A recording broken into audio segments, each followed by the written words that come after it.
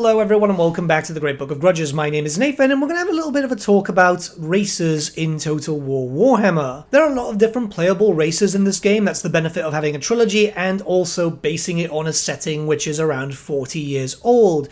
Many races have been introduced, some have been taken away, but I do think that there is more that could be done. We don't know how long this game does have in production. We could see this game's lifespan getting extended from the hypothetical end dates that everyone's been hearing about. Keep in mind that this setting does make a lot of money, and it's not just at the benefit of Sega and Creative Assembly, but also Games Workshop too. Many people can attribute massive sales in Warhammer the Old World thanks to the popularity of Total War Warhammer, myself included. Now one thing is that we are running out of army books. The Dogs of War are the last one left, even those counting as supplementary armies, like for example how Kislev used to be, or even the Vampire Coast. Kislev has since been redone for Warhammer the Old World, and I do expect some races coming in for Warhammer the Old World which could potentially become races in Total War Warhammer, like for example Koresh, Ind, and so on. That is a very far way behind, so that is something that depends on production time and if maybe Games Workshop want to actually make Koresh and the rest. But there are other minor races that could be added in, which could extend the lifespan of the game in the form of mini race packs. We have spoken about this in the past, but I want to be a bit more structured here because, yeah, things have changed over the time. We've seen the introduction of the Chorfs, which had a unit which was not really part of the Chorf roster, and a few other things. So let's talk, and I imagine that this one's going to be a long one. But before anything, a big thank you to our sponsor, Instant Gaming. Instant Gaming is a platform where you'll be able to buy games at discounted rates. And I'm not just talking about older titles, even some newer titles, and some as soon as they go on pre-order. Gaming is getting expensive. This is something that we've talked about in the past. And yeah, you know, if you're a Warhammer fan like me, if you play the tabletop, your money's going everywhere else. I've just recently bought the Battalion for the High Elves, and it's not cheap. Good value, though, considering that it's got quite a lot of units. Not only that, but we do have a monthly giveaway going on. Win the game of your choice. All you have to do is click on the link in the description below and sign up. You don't even have to make a purchase, so if there's any games that are catching your eye, we've had a few people winning stuff like Space Marine 2, for example, Darktide, Black Myth Wukong, loads of different titles. And this is a company that I personally use myself to buy some titles, so yeah, I mean, it's always great to be sponsored by a company that you yourself use the service of. I'm happy to promote that myself. So a big thank you to Instant Gaming for the sponsor, and now let's return to our regularly scheduled programming. Alright, before we jump into the races themselves, we do have to talk about what constitutes a mini race pack. A mini race pack would be a DLC focused on a very specific area in the Warhammer Fantasy world in the Immortal Empires map, but using assets already available in-game. Now, I'm not saying art assets, I'm saying more so the rig and animations of certain troopers. This would be a smaller scale DLC, not like, say, for example, the Chaos Dwarfs, which were released in Total War Warhammer 3, but more so in the scope and scale of the Beastmen and also the Wood Elves in Warhammer 1, or even Bretonnia in that matter.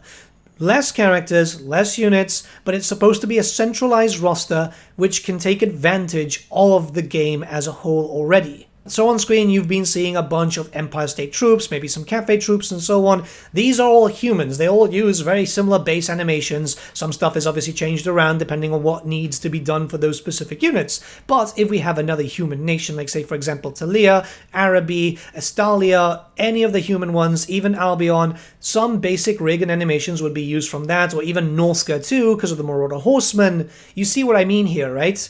Now, I'm not saying copy-pasting, because obviously those art assets could not be reused, but the basic animations for humans can be reused for other humans. The faction roster would be smaller here, but it would also benefit other races and factions, as it's going to be kind of cross-promoting in a sense. And if there's any units already available in-game, those would be found in that DLC also. You wouldn't be paying for those units, it's just a free update in a sense, right? So what we're going to do here is jump into a few examples, because I feel like this could benefit the game in just really bringing it to life. So let's start off with an example for a mini race pack. There's a bunch of Fimir already available in game because of Norska. But the Fimir are a race in their own right. In fact, they're active in their own right. They do their own things. Warhammer Fantasy Roleplay, for example, suggests that they might be in the Wasteland, which is in Marienburg, and they are trying to expand the swamp. The Fimir themselves are the first children of chaos, actually the first ones that started falling to the ruinous powers, yet they are just a side addition to the Norskins, and it's kind of disappointing. A Fimir race pack could be done, and in fact we have seen something like that when it comes to OVN Lost Factions. So what if a DLC came in, introduced a legendary lord, brought in another lord and hero option for the Fimir, and you would get a few more units there too. So let's use the Fimir as a proper example. Let's mock up a little bit of a roster here. In-game, they only have the Spellcaster with 2 Laws of Magic. I actually thought they had more. Shows how little I play Norska until a Norska rework eventually comes up, right? And those come up with 2 Fimir warriors, one with hand weapons and the other one with great weapons, which are decent in their own right. Monstrous Infantry, I know that they're not the best, but if we go into earlier lore, we could actually come up with a proper roster. So, here we'd have a character, Monkeyman is a new one, but they could come up with a new name. A Fimir Lord Spellcaster variant. It's a bit of a hypothesis here because the Fimir were actually going to get some more stuff in Warhammer Fantasy in a Blackfire Passbook, but unfortunately that never came to pass. Now, a Fimir hero would also be great in melee version. I'm keeping the lords with just spellcasters here, and that's mostly because we know about matriarchs and so on. So it could just be that the spellcasters are the ones leading, so a melee hero comes into effect just to add a little bit more flavor. So you've already got a bunch of new stuff there too. The heroes would be called nobles, because that's a name that we actually know of, I think, from Warhammer Fantasy Roleplay. Another version of the Fimir warriors with additional hand weapons. There used to be models way back in the day of Fimir with additional hand weapons, so that's something that they could reference. Churls as the low-tier infantry, so, give them hand weapons, great weapons, additional hand weapons, maybe even spears too. That would be kind of nice. A bit of anti-large, obviously, for a low-tier unit. And the Fianna Fim, which have been known in lore to be kind of like the elite version, so think about it like Marauders, Chaos Warriors, and Chosen, essentially. The idea here is to have those with great weapons, additional hand weapons, same thing. It's not the most stylized of roster, but it's something very small. You'd get different changes when you start looking towards other race packs and so on. Maybe some new units could be created there. There were rumors that the Fimir were kind of planned for the old world. Who knows if that's actually happening or not. But they did get the axe for Age of Sigmar, so there could be some cross-promotion there. Now, here, you'd start adding in some other units, add in the Chaos Trolls, stuff that's already available in-game, to add to the roster and to allow you to just have some extra monsters there, some Manticores, maybe with like a bit of a different skin. These would still not be the paid-for things, but you'd have fresh new faction, fresh new mechanic, sub-race technically, and these Fimir would also be available for the Norskins, or not all of them, but just a nice amount of them, so you have those units up there to be able to justify it. Maybe it's a small DLC, you're not too interested in it as a Fimir faction, but you like playing Norska, so you could get them with Norska. So now that we talked about the format, we can talk about the general races, right? So the Halflings, this is something that is a minor race within the Empire. They have their own electoral votes. They're half a vote, actually, but still. There is a fully well-known roster from early Warhammer Fantasy days, so what you could do here is have them as a separate thing, but they still take part with the Empire. If you take lands within the Empire, you would then end up getting some Imperial troops, or using the same reinforcement system as Marcus Wolfhard gets, so you can get still some support from the Imperial forces themselves.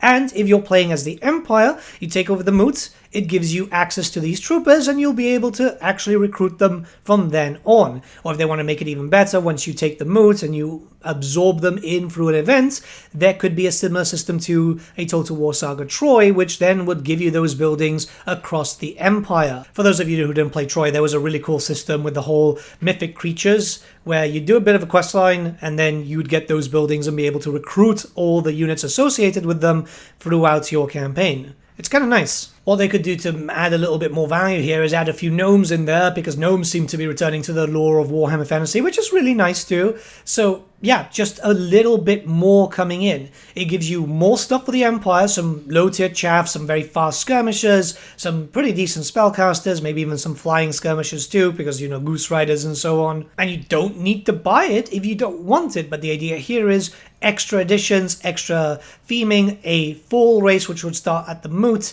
which is smaller, but the idea here is just, again, expanding the world. This roster could be potentially a bit larger than the Vermeer one that I spoke about, and don't you worry about that. We'll talk about like variance in price later on in the video. The main thing is just using some examples, and obviously just because I'm putting like this in a list, if Creative Assembly do actually want to do something like this, it could be dramatically different to what I'm suggesting. Dogs of War have all been but confirmed, but we found them in the game files for a while, so it's pretty much expected for them to pop up either this year or next.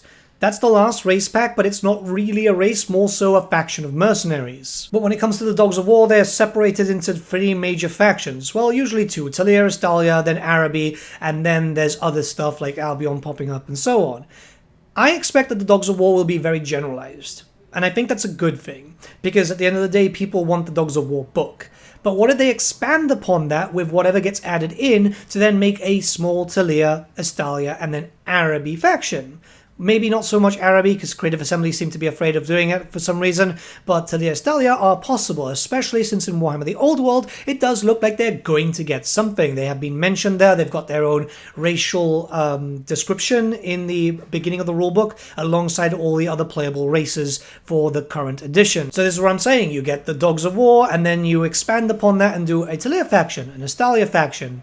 You just keep milking the money there. You'd be using same animations and so on, but you'd be building up with brand new art assets, voice files, faction mechanics, legendary characters, legendary heroes. That's where the new stuff comes into play. It's a cheap but effective way to make DLCs, and before some of you start screaming about that, remember, this is how it's always been for Total War, for the historicals, and the most important thing here is when they're human nations, a human will still act like a human, right? You're not going to expect one just sprouting tentacles and dancing around, right?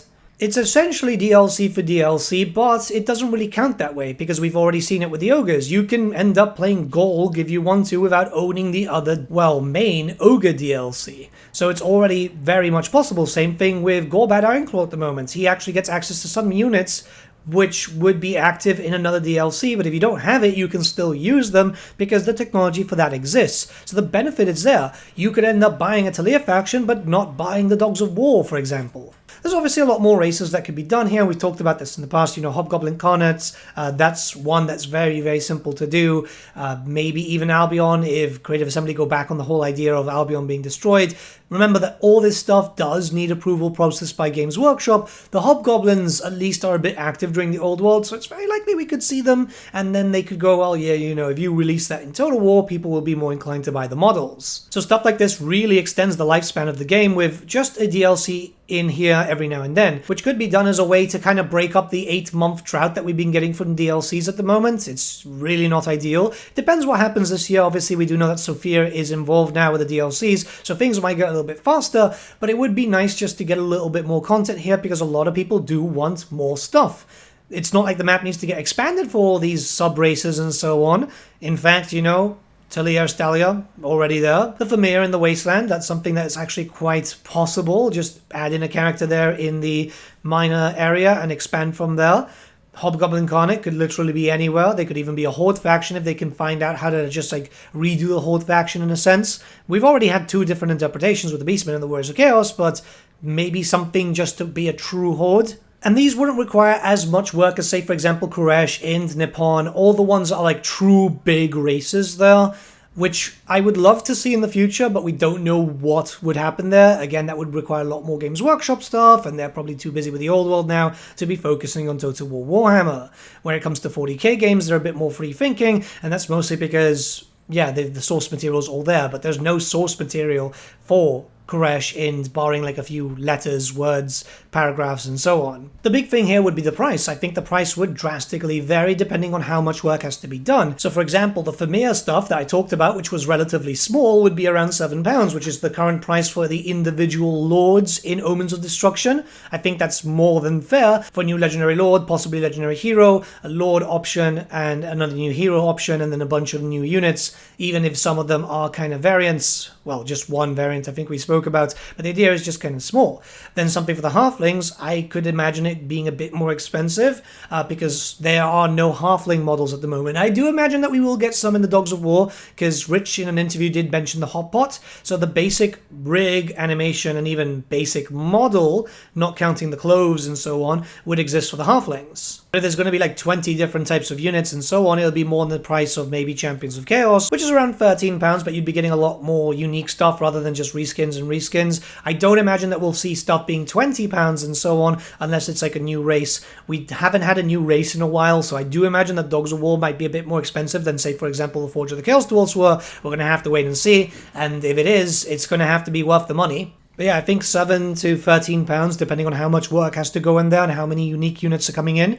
So like a race like Araby would be worth a little bit like £13 because you'd have camel riders, elephants, blah, blah, blah. Those things are new, have to be modeled and so on. But £7 for smaller packs and then just not that much work in terms of unique stuff because a lot of that stuff already exists, which has been the case in Omens of Destruction, you know, with Gorg and Skulltaker and so on. Their factions did reuse a lot of assets, even baseline animations and so on. It's very obvious when you look at the Wrathmongers, for example, or even like Gorg's Special Man-Eaters. Cheap entry, but brand new faction, brand new technically sub-race there. It'll add to a lot more. Obviously, I think of it in some way, you guys might think of it another way, as long as it's not like £20 and so on, unless that is like a full-fledged race pack with 3 legendary lords, 1 legendary hero, and then a bunch of like options. Yeah, I don't see it being that expensive. I think that this is a good way forward. Let me know what you guys think in the comments below. Let's start a bit of a discussion. The idea here is just I've been thinking about it because, funny enough, we've been talking about the tabletop in my local club, and people are like, oh, well, I'm going to style one of my Empire armies to just look Arabian and so on. It's like, man, I really wish we had like a full Araby army, and that made me think about this because I will keep talking about Araby until like the end of this series. It's very, very obvious, but then that comment ended up going towards the Famir and, you know, how cool a Famir army would be. New unique stuff would be great too, just adding a little bit more to it, but the idea here is just adding enough to have some fun with and just expanding upon there. But yeah, let me know what you guys think in the comments below. Let's start a bit of a discussion. Have a great day, everyone, and I should be live streaming again after about 2-month break as from today, hopefully, if everything goes well. See you guys.